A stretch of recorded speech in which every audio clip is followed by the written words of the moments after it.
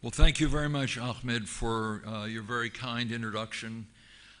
This, for me, is a very important opportunity, an opportunity to discuss a number of important issues in Egypt-U.S. economic relations with a very distinguished group of business leaders here in Cairo. And I particularly want to thank the American Chamber of Commerce in Egypt. I've had the pleasure of addressing this group before, and I look forward to the opportunity of addressing this group many times in the future. I'm also pleased that we have with us today members of the Egyptian Business Development Association, and I want to thank you for your attendance here as well. I'm also delighted and honored to be here with my friend and colleague, Ambassador Ann Patterson.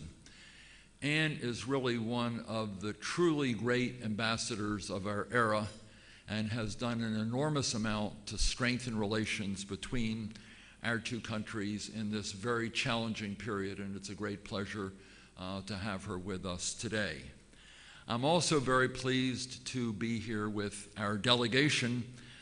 Their names have already been mentioned: Special Assistant to the President, Caroline Atkinson; Middle East Transitions Coordinator, Ambassador Bill Taylor; USAID Assistant Administrator Mara Rudman; Assistant U.S. Trade Representative Dan Mullaney; OPIC Vice President Robert Drumheller; and Deputy Assistant Secretary of the Treasury Andrew Baukol, who is, all of them are part of a team, and this is the important part of what we're doing here. We've come as a team.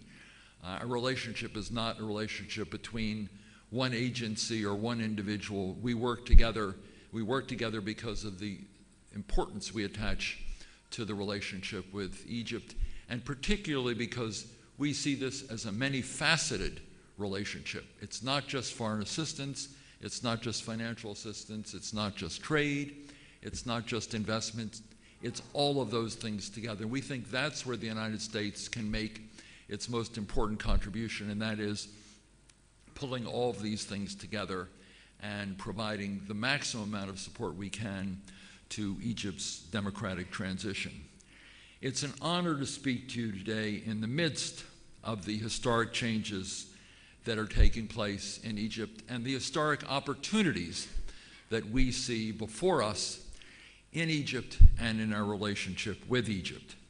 This country's political and economic transformation has required, and it will continue to require, difficult decisions on an array of complicated but profoundly important issues. Only Egyptians can address these issues and make these very tough decisions. But we have come to Egypt, as Secretary Clinton said in July, to reaffirm the strong support of the United States for the Egyptian people and for Egypt's democratic and economic transition, recognizing that success in one area supports success in the other areas as well.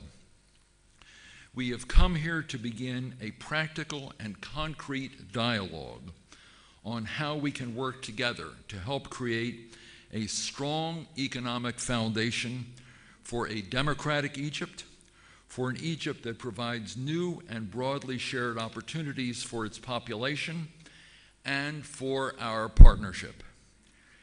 We have deeply shared interests in several areas of Egyptian reform. One, Egypt's strong and inclusive economic growth. We see this as extremely important, as I believe do most Egyptians. Also, Egypt's ability to expand job opportunities for the people of Egypt. Expanding job opportunities for the people of Egypt obviously is extremely important to millions of people and to the stability and the growth of Egypt.